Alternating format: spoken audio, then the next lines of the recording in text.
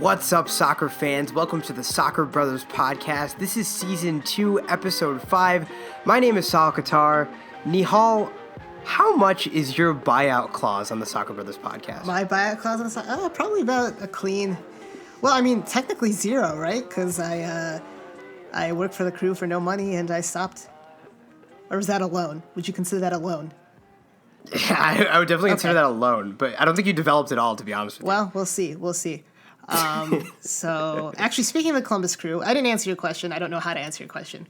But speaking of the Columbus crew, the crew are staying in Columbus. We are extremely ecstatic about that. And actually, next week, I will be releasing an episode about the Save the Crew movement. I'm interviewing Andrew Erickson of the Columbus Dispatch and Morgan Hughes, who is the leader of the Save the Crew movement. So that should be an interesting episode, a different style of episode than we've ever done before, I think.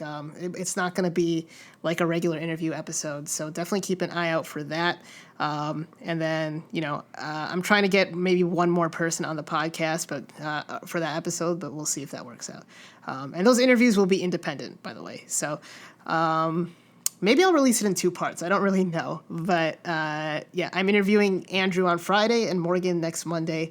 So sometime next week, we'll post on Twitter and Facebook when the drop date for that episode will be. But, yeah. Yeah, and that's something we plan to do, kind of varying up certain episodes. We plan to bring on people and do a special episode on something. I think that's the way a lot of our special guests will. That's the role that a lot of our special guests will play going forward. Okay, we're mainly here to talk about the USMNT versus Peru friendly that happened on Tuesday night in Connecticut. Definitely a game that a lot of us were interested to see. A lot of us were interested to see how Dave Sarakin would switch up the lineup after the recent loss against Colombia. And overall, this lineup was, I think, pretty good. I think we saw a lot of new faces. And what were your first thoughts when this lineup dropped? It was Brad Guzan. Sorry, I'll say the lineup first, and then I'll ask for your thoughts on it. In goal, we had Brad Guzan. Our back line consisted of Reggie Cannon, Cameron Carter-Vickers, Aaron Long, and Ben Sweat. In our midfield, we had Marky Delgado, Kellen Acosta, Will Trapp. On our wings, we had Tim Weah and Jonathan Amon, and up top, we had Josh Sargent. Yeah, so initially I was very intrigued. 9 changes from the previous match. The 2 players starting both matches were Kellen Acosta and Timothy Weah. I was interested to see Reggie Cannon come in for DeAndre Edlin and see how he fared against that left-sided attack of Peru, which is no easy task. I was hoping to see Anthony Robinson again, just to see if he would bounce back from the performance he had against Colombia, and not only that, we'll get into this a little bit more later, but Ben Sweat's a 27-year-old left back who's played professional soccer in MLS for a year. What are we doing there? And obviously the front 3 is what was really exciting: Josh Sargent, Timothy Weah, and Jonathan Amon. It was our first look at Jonathan Amon in a U.S. men's national team jersey, and he's been lighting it up in Denmark, and he's only 19 years old. He's around the same age as Timothy Weah. He's a year older than Timothy Weah, I believe. But he's still a youngster. So, and then obviously Josh Sargent. We've talked about him a lot. So, he's been one of our favorite players for a while now, and at every level it seems like he gets it done. So, and then Brad Guzan. I would have liked to see Ethan Horvath, but. Brad Guzan is Brad Guzan. He's a good leader. It's a very young and inexperienced back line that was playing. I think Cameron Carter-Vickers was the only one that had a cap before this camp, if I'm not mistaken. Ben Sweat played last match. I think you're right. Yeah, so, having Brad Guzan back there, he's much more vocal than even Zach Steffen. So, it was valuable. Yeah, I think when I saw this lineup drop, I was definitely excited to see Kellen Acosta back in the lineup, and was a little glad to see Eamon. I mean, I think especially after Kenny Sife's disappointing performance, I wanted to see something new on one of those wings, and he definitely impressed me. I thought Eamon was one of the best players out there tonight. He was really, really something. And Really? Definitely. I have a different take on that. Okay. I thought. What's your take? I mean, I don't think Eamon had a bad performance, but I thought he failed to track back and cover for Ben Sweat when he was playing on the left, and then when he was playing on the right, I thought he was pretty ineffective when they switched. I believe they switched when in like the 26th minute, maybe 32nd minute. Jonathan Eamon and Weah switched. And I think after that, he was really stymied.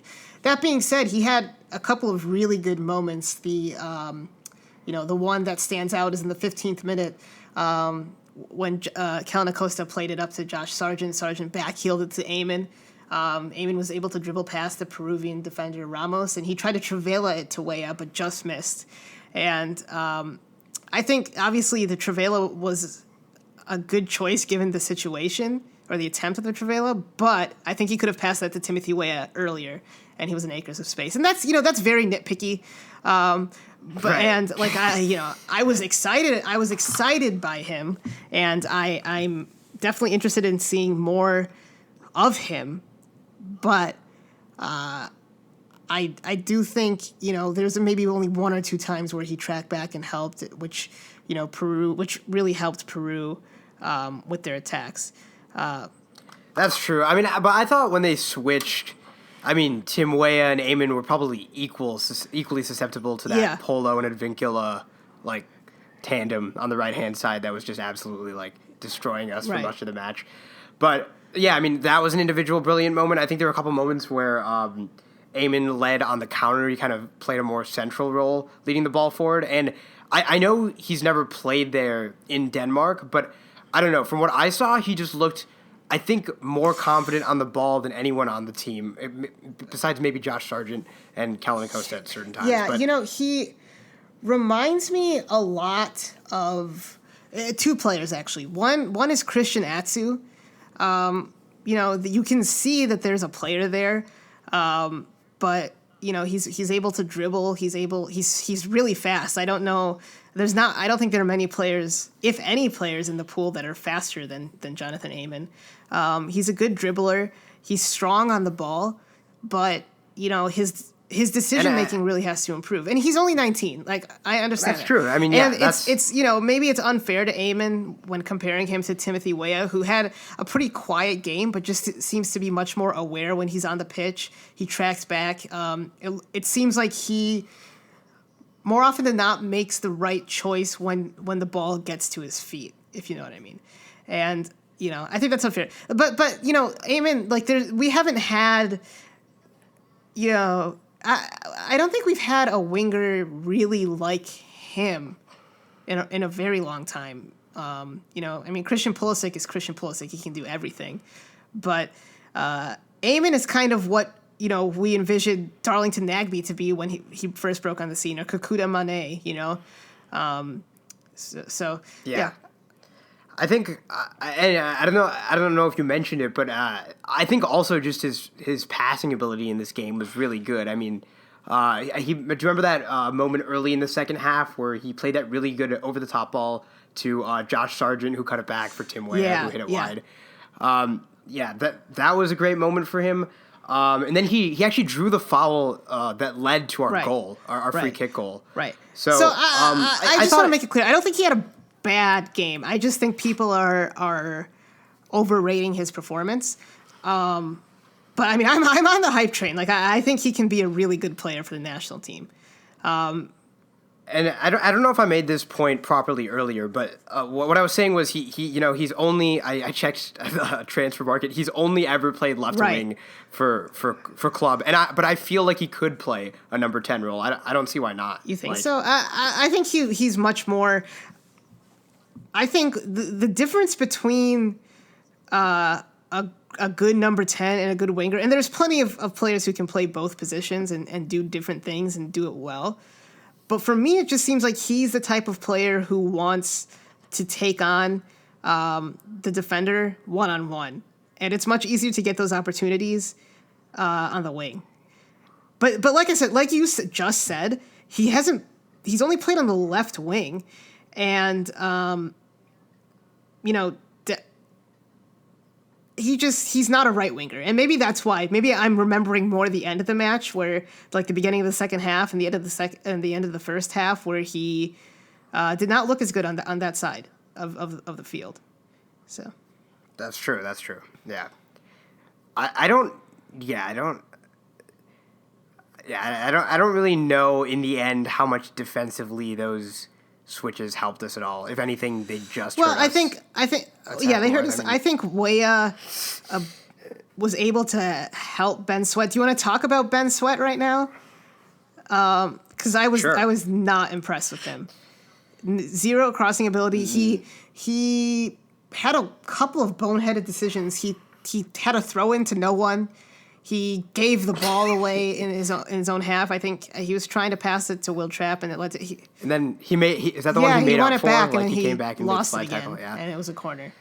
Oh yeah. So, yeah. It was funny because they were just like, "Oh, he makes up for it," and then he lost it again. So I mean, I was really not impressed with him. I think he looked more solid than Anthony Robinson just because he didn't get forward as much. So, and I also think that for some reason, I mean, Brooks and Miazga are clearly the best center backs in the pool, but Long and Carter Vickers and even Cannon on the right side, they all seem to be much more compact than they were in the last match and more organized. But yeah, Ben Sweat I thought was clearly the worst player on the pitch for the United States, at least of the starters. I mean, actually, even including the substitutions. Yeah, it's amazing how easy. I mean, you would have thought Advincula was playing right wing for most of this match. I mean, he was just getting into so much space every single time, and wow, yeah. But I think that's why if you go back and watch the first half and the second half when Timothy Weah switched to that left side, Advincula would get forward, but there would be really, he wouldn't be able to get it to Polo in the box or anyone, and he would pass it backwards because Weah would come back and mark him.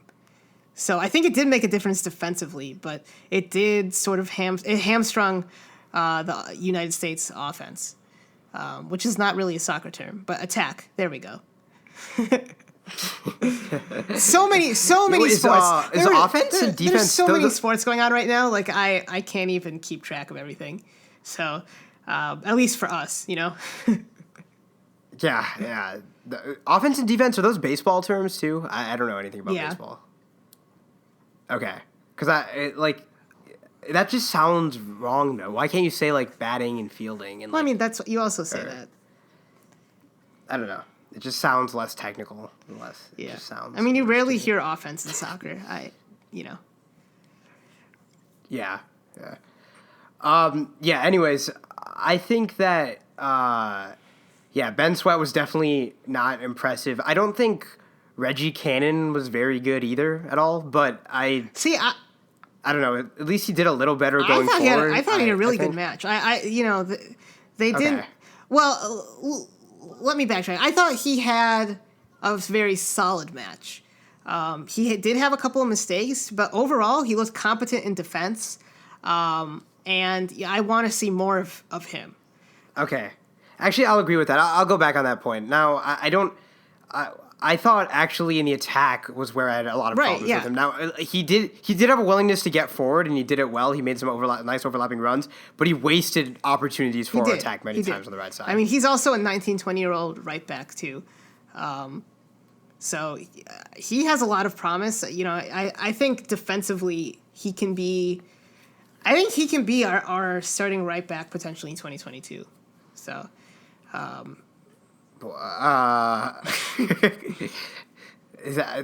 you not going to just call out the person that you clearly so indirectly called out? Well, I mean, it could be two. It could be Shaq Moore as well. But okay, yeah, that's true. No, DeAndre Edlin, I think he's a good player, and if when we talk about when we talk about Peru's goal, we can talk more about DeAndre Yedlin because I think while it was on Yedlin, it was also on Delgado, just as much if not more. But I think Cannon, when Cannon was in the game, we looked more solid, and maybe that was because of the formation switch that happened when Julian Green came onto the pitch. I thought that formation switch was really weird. The shape was. It felt like we weren't even playing with a right midfielder. Yeah, at all. so Delgado was sort of playing right midfield.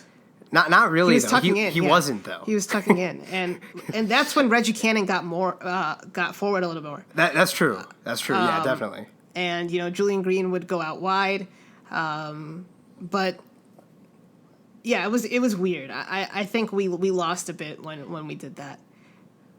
I think so too. I think definitely Flores was able to get more into the game once that happened, and it was harder for us to maintain that defensive shape because even though in the first half we had we didn't look as good in possession, we were at least able to kind of counteract that with just good defensive organization. But we just kind of lost all that once Cannon was forced to handle all the right-handed right-sided responsibilities. I think Yedlin's actually in one of those weird positions right now where there's not many players where you can say right now at this point in the team that they're like solidified. But Yedlin's one of those players who's like still young and he's not part of like the Michael Bradley Josie crew that people want out. But he's still like he's seasoned enough in the national team to kind of maybe be confident, maybe not care as much about these friendlies, maybe take a play off. And that's why I think Reggie Cannon's emergence is really important because from here on out, Yedlin can't do that. He can't take those plays off. He has to impress when he's with the U.S. national team. Or if it's not Reggie Cannon, it could be someone else. Do you want to talk about the midfield quickly? We didn't really talk about them. Yeah, we've really talked about the defense a lot, which is weird. I feel like it takes us a long time to get to the defense. Well, we talked about our fullbacks. Let's talk about we the didn't midfield. really talk about our center backs.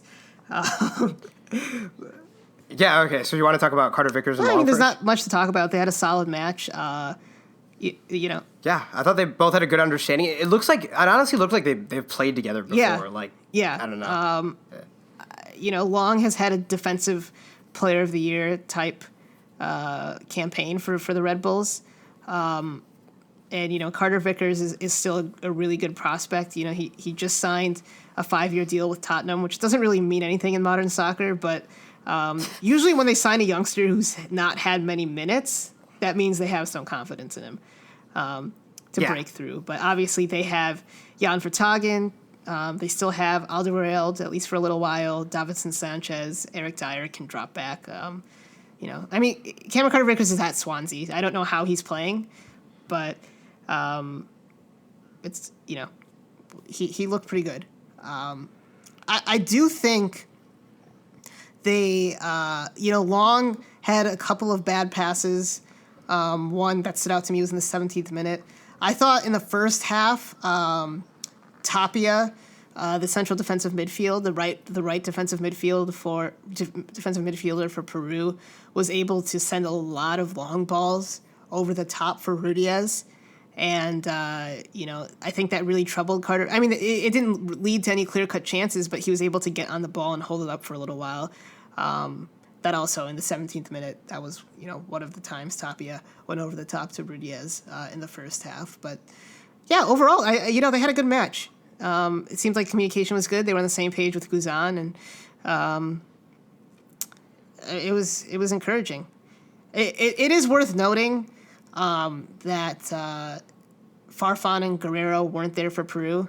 That being said, these are our backups as well, but right. It's nowhere near Peru's strongest team. So for sure. All right, well, why don't we get to the midfield? Yeah. It was comprised of a 3-man midfield: Will Trapp, Marky Delgado, and Kellen Acosta. Trapp playing underneath Delgado and Acosta in this 4-2-3 or 4-1-4-1. Real quickly, Christian Cueva, arguably Peru's best player on this roster, didn't even play in this match in the number 10 role. He did get yellow carded, though, for some reason, when he was arguing with the ref while he was warming up. Oh, yeah, I didn't understand that one either. Yeah, that was really weird. The commentators didn't even know who the yellow card went to at first. Let's talk about the midfield, because I feel like they had a better match than you feel like they did. Yes, in our very short production meeting, I got to voice that concern. I don't really know what to say. I mean, I think that a lot of times you saw Kellen Acosta give away possession. I think that in many key moments he would just give away the ball, and that would get us back into our defensive shape, which obviously looked pretty good. But he was, I don't know, he's ambitious, and I definitely like his surging runs forward. Yeah. But I thought he blew some opportunities and missed some shots, didn't even put him on target. I don't know.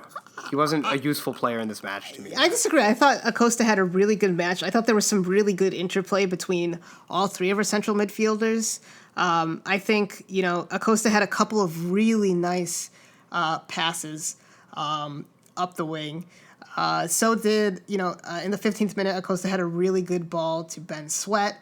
The chance I was talking about in the 15th minute, this is the same chance, where Eamon dribbled past Ramos and tried to get it to Weah. That was started by Kellen Acosta. And something that might be underrated in this match was Kellen Acosta's ability to drop back next to Will Trapp when needed, and his ability to get forward when Delgado was high pressing, or to give Delgado an option when he was sort of by himself in that midfield.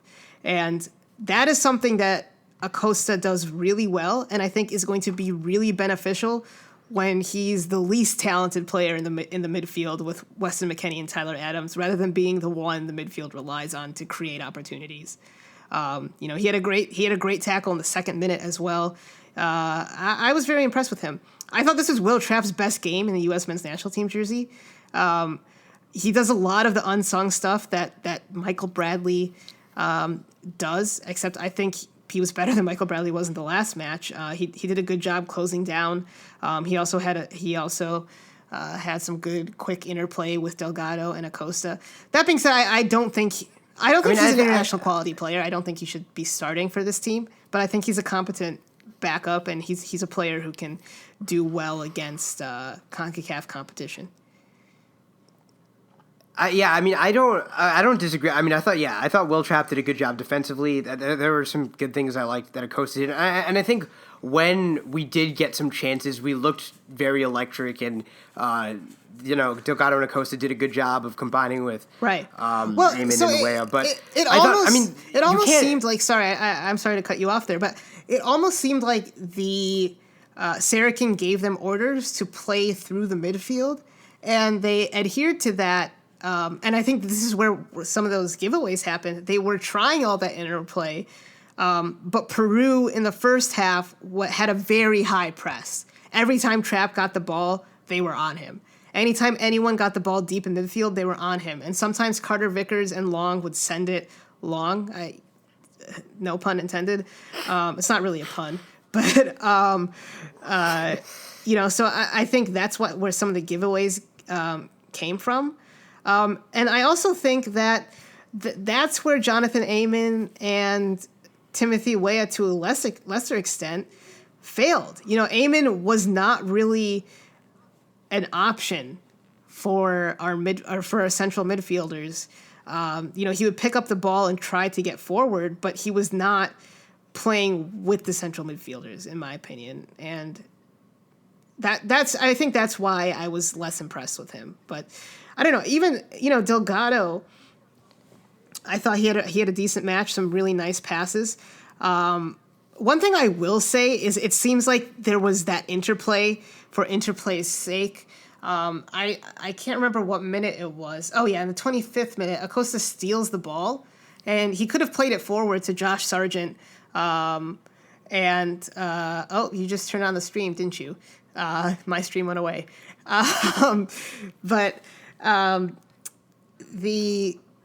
Wait, no, I actually okay. didn't. That's interesting.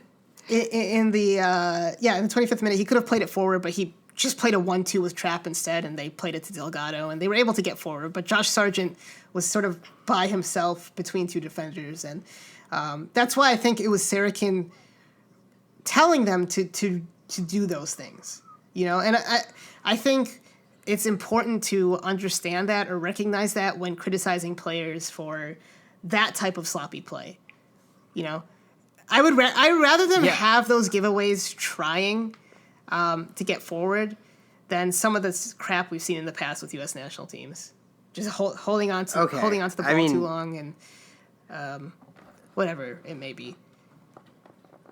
Yeah, I definitely get that perspective. Personally, how I read this was a lot of times I thought the midfield was overthinking it. The midfield forced Sargent to come back and try to create something too much. That's where I think that, because all of them were doing that, I think that was what they were told to do. That's what I'm saying.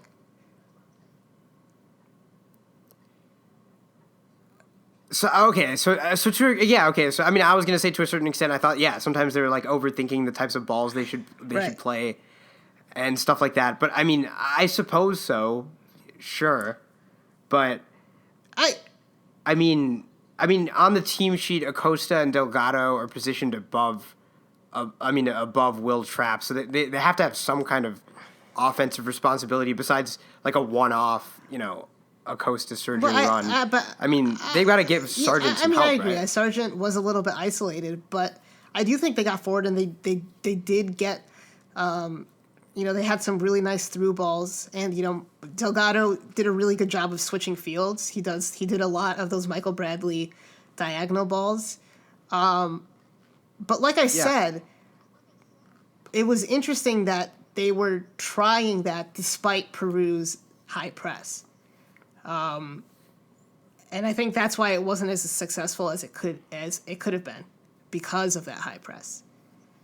And that's why they weren't able to get into the attack as often, because because of that high press, they were dropping deeper and deeper to get the ball, to pick up the ball, and then there was all that space between Sargent. Not really, because Sargent, you're right, Sargent came back pretty deep for the ball a lot.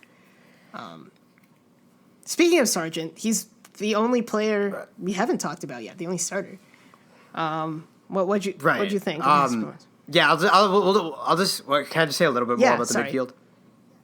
So I thought, and I also thought sometimes Weah and Eamon came centrally to force more damage, going forward than I thought Acosta and Delgado did themselves.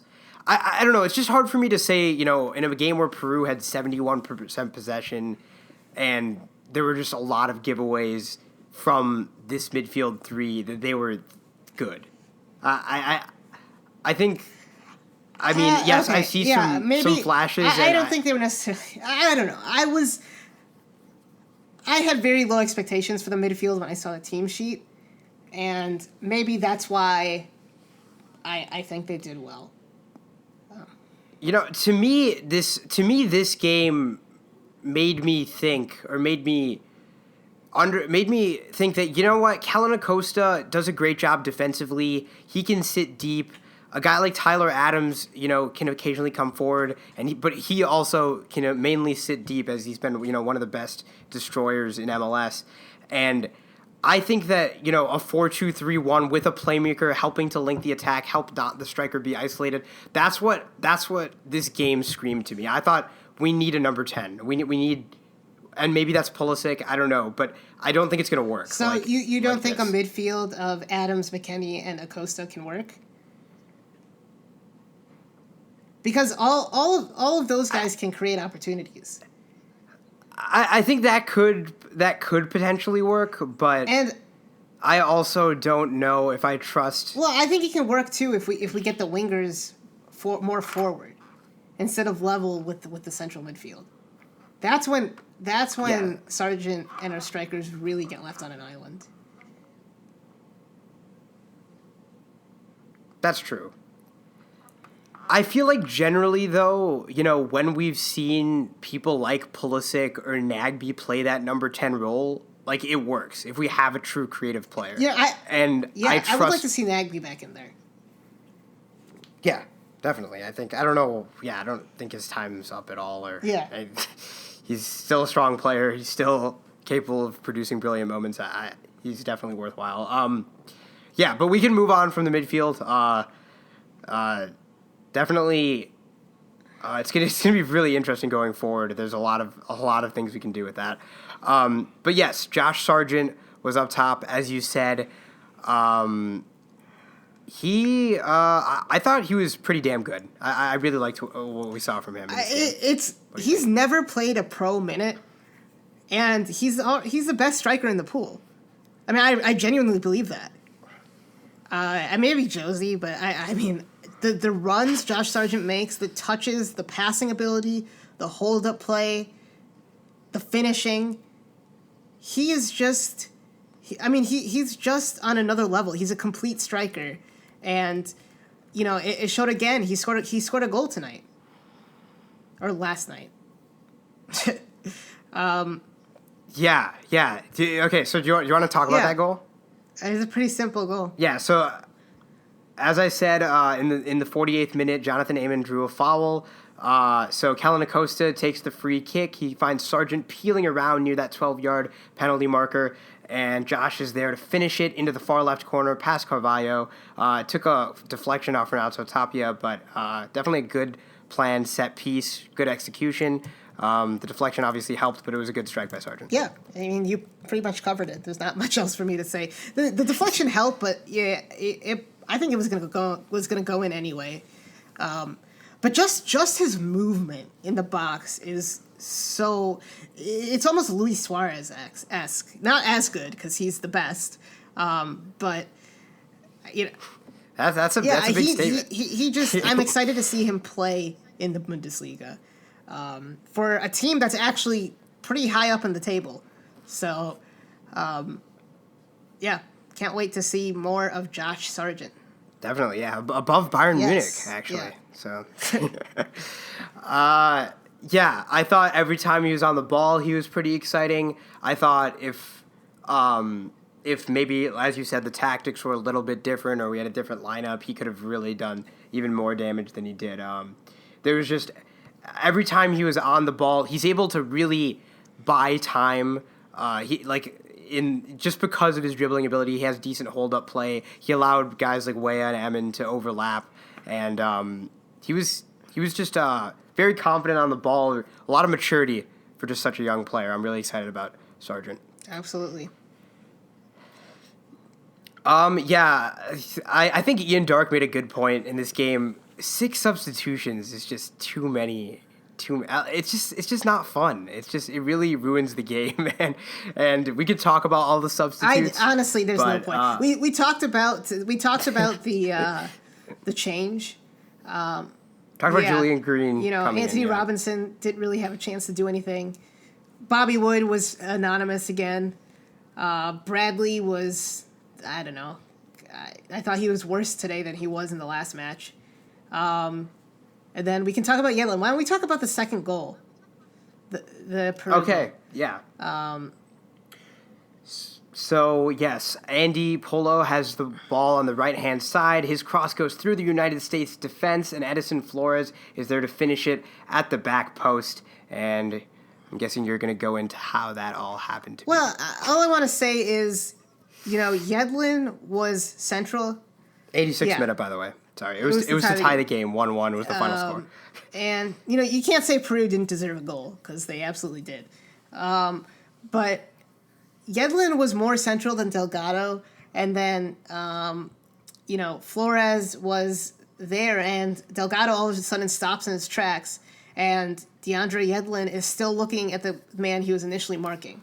So, you can blame it on Delgado, you can blame it on Yedlin, but for me, there has to be some communication there. That's the main issue in this play for me.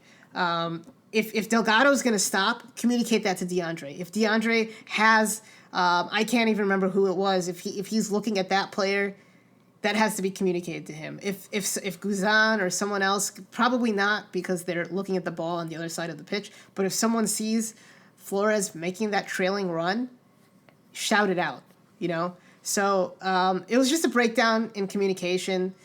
It was disappointing. It would have been a really nice win for the United States national team.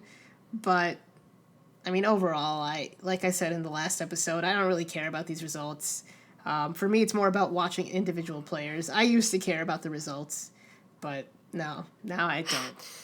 Yeah, and part of that, as we said before, is, Dave Sarakin's the manager right now, so tactically, it's not even that big of a deal. I thought, definitely, none of the substitutes made, that defining of a presence. Now, Julian Green was a player who got 30-plus minutes on the field, and he was playing striker alongside Sargent. How do you think that worked out? Well, like I said, he was playing kind of like a pseudo-striker, like a second striker behind Sargent. Right. And, the idea probably was to connect the midfield to the striker. But what ended up happening was we sacrificed our width in order to do that. And we didn't really have a right winger on the roster, which was a real problem. And we're going to need to figure out who is going to be in that position. Is it going to be Weah? Is it going to be Christian Pulisic? Is it going to be someone else we don't even think of? We don't even know yet. Is it going to be Graham Zusi? Obviously not. That was a joke. But yeah, we desperately need to figure out who's going to play out wide there because Delgado is not a right midfielder. And going back to Delgado, I think he's an interesting case. I use the word interesting too much. He's a unique case in that he is a player that looked horrible who looks better at the senior level than he did at the youth level. And if you remember that U20 World Cup, he was playing defensive mid, and he got absolutely destroyed with Zelalem and Heinemann ahead of him. It's honestly, it blows me away that he's the one out of that midfield that is on the national team right now. We all had high hopes for Heinemann and Zelalem. And they're still options. Both of them are still options going forward. But yeah, he looked better at the senior level than he did. He's really developed as a player into a nice substitute that can maybe help us go forward at the end of a match. Yeah, no, I definitely agree with that. I know Tim Weah was a player who you're not, super fond of. No, wait. Hold on a second. That is not true. Well, I said, so you are super fond of him. I'm very fond of him. I don't know. I don't think he's quite Christian Pulisic, which is fine. I mean, that's not, Yeah, I think Josh Sargent is even a better player than Tim Weah. But Tim Weah is a special player, and if he can continue to develop, he's going to be a huge asset for this team because he can do things that not many other players in the pool can do. And I thought he So did his stock change in your eyes at all during this game, or was it?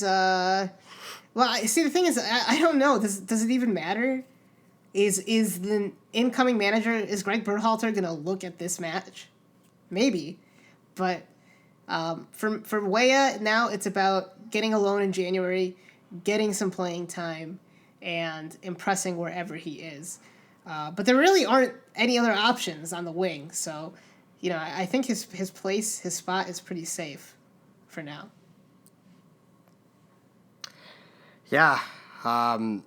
Definitely. I mean, I think Tim Weah is a player that can definitely develop into a really, really good player. I think he can be I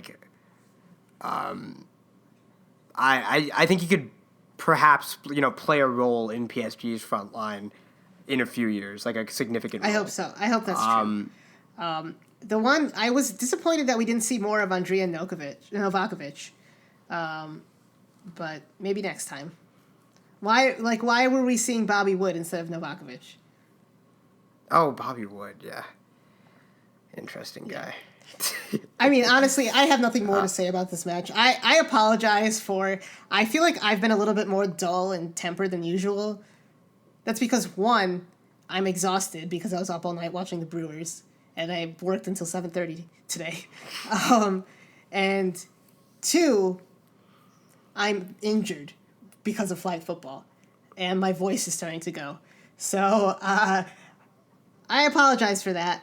Hopefully my voice returns in full force for the Save the Crew podcast, but there's really nothing else for me to say.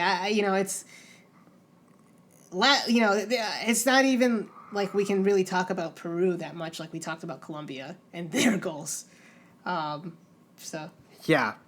So basically this is a game where... The field was good. The field was good. We've been to that stadium. We watched Landon Donovan's last game there. Barely. Yeah. But yeah. we got stuck in traffic. I think a lot of people actually got stuck in traffic. If you went to that game, you probably know a little bit about the traffic. I remember it being a big thing on Twitter. But, I think just to kind of round up this game before we head out, I think this is a game where obviously Peru dominated possession. We had a lot of bad giveaways. I think there were a couple encouraging moments, and I think at least I personally feel like I learned a lot about a few different players, and I was definitely impressed with our defensive organization, and we were able to deal with constant pressure. By not conceding, for a while, and to me it looked like we just needed a link between the midfield and attack, but you can't say much because this is not anywhere near the U.S.'s first team, but it was fun in its own right, I guess. Sure. Whatever you say.